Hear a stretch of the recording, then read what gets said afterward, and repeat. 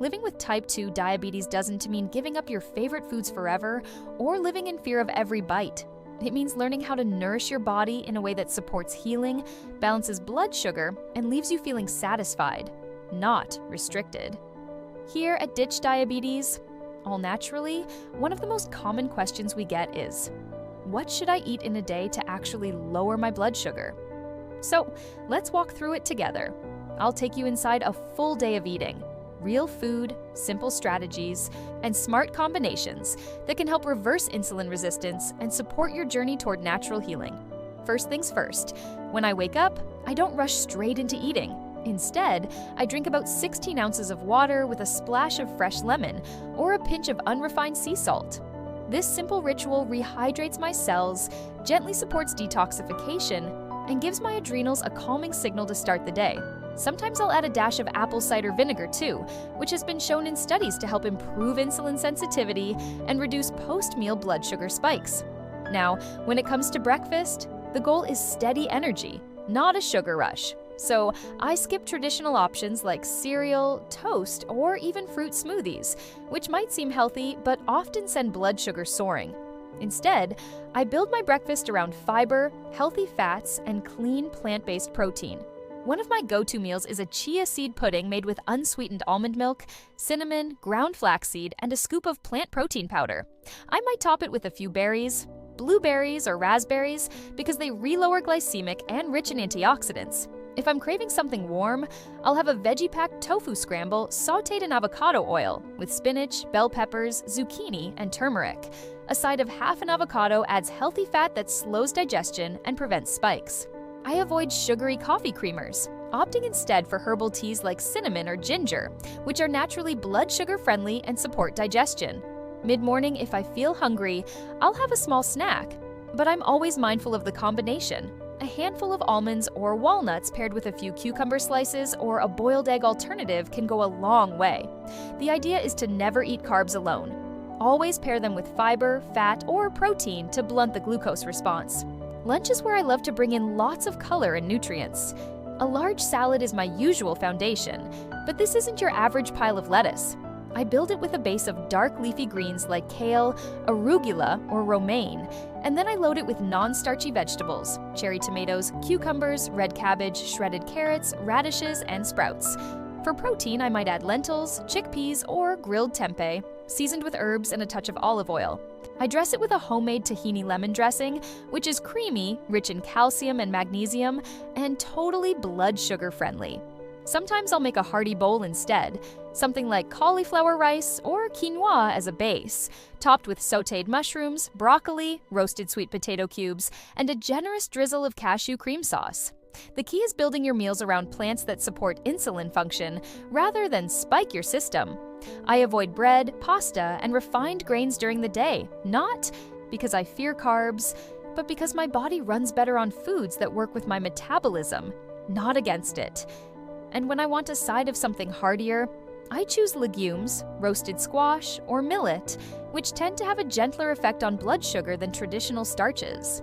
In the afternoon, if I need a snack, I stay away from processed energy bars and instead make a quick blend of sunflower seeds, cinnamon, a small green apple slice, and a scoop of almond butter. The balance of fiber, fat, and a bit of natural sugar makes it filling without sending my blood glucose on a roller coaster. Dinner is always about grounding the body and closing the day with nourishment that's easy to digest and stabilizes blood sugar overnight. One of my favorite meals is a veggie stir-fry with lots of garlic, ginger, bok choy, mushrooms, and snow peas sautéed in coconut oil, with a side of baked tofu or tempeh and a spoonful of black bean hummus. Sometimes I'll steam a small serving of wild rice or roasted turnips for variety. On cooler nights, I'll make a blended soup: zucchini, celery, garlic, onion, and herbs, pureed until creamy. I pair that with a side salad and maybe a few seed crackers made with chia, flax, and herbs. I always finish dinner at least 2 to 3 hours before bed to give my body time to reset and rebalance. Now, you might be wondering, where's the dessert? The good news is, you don't have to give up sweet flavors altogether. But we do need to choose them wisely. If I want something after dinner, I'll make a little treat bowl with coconut yogurt, cinnamon, a sprinkle of cacao nibs, and a few slices of pear or green apple. It's naturally sweet, full of prebiotic fiber, and won't send my insulin into overdrive. Throughout the day, I drink plenty of water, herbal teas, and sometimes a homemade electrolyte drink if I'm feeling depleted. I stay away from fruit juice, soda, or sports drinks, even the ones that claim to be healthy or low carb. They're often just liquid sugar in disguise. More important than any single meal is the overall rhythm and balance of the day. I prioritize whole, plant-based foods rich in fiber, avoid processed grains and added sugars, and eat mindfully, giving my body time to digest, rest, and heal. I don't skip meals, but I also don't graze all day. I eat until I'm comfortably full and then stop, because insulin doesn't just respond to what you eat, but also when and how often, and the results speak for themselves. This way of eating has helped countless women reduce their A1C, lose weight, come off medication, and most importantly, feel empowered and in control again. It's not about deprivation, it's about liberation. When you learn how to eat for healing, food becomes your partner in wellness, not your enemy. So, if you're looking at your plate and wondering, will this help or hurt my blood sugar? Ask yourself 3 things. 1. Is it real, whole food from the earth? 2. Does it contain fiber, healthy fat, or plant protein? And 3, does it make me feel steady and clear, not foggy or sluggish after I eat? That simple awareness can shift everything. And if this feels overwhelming, don't worry. You're not expected to know it all right away. That's why we're here. At Ditch Diabetes, all naturally, our mission is to help you navigate food, habits, and lifestyle with clarity and confidence. We don't just tell you what to eat. We show you how to live in a way that heals. If you've been struggling with confusion, frustration, or fear around food, if you've tried every diet only to bounce back into cravings or weight gain, if your doctor has told you that you will be on meds forever and you're ready to rewrite that story, this is your moment. Your body is incredibly intelligent. When you give it the right ingredients and remove the things that inflame and confuse it, it knows what to do. Blood sugar begins to normalize. Weight comes off.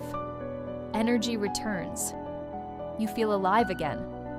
But it starts with your next meal. It starts with small, consistent changes. And it starts with believing that real healing is possible. Not in theory, but for you. So if you are ready to take control of your blood sugar naturally and want more meal ideas, recipes, and guidance, be sure to subscribe to this channel, Ditch Diabetes, all naturally. Every week, we bring you clear, compassionate education to help you heal from the inside out. Subscribe now, and let's take the next step together. You have the power to heal, one meal, one shift, one day at a time. Let's ditch diabetes, naturally,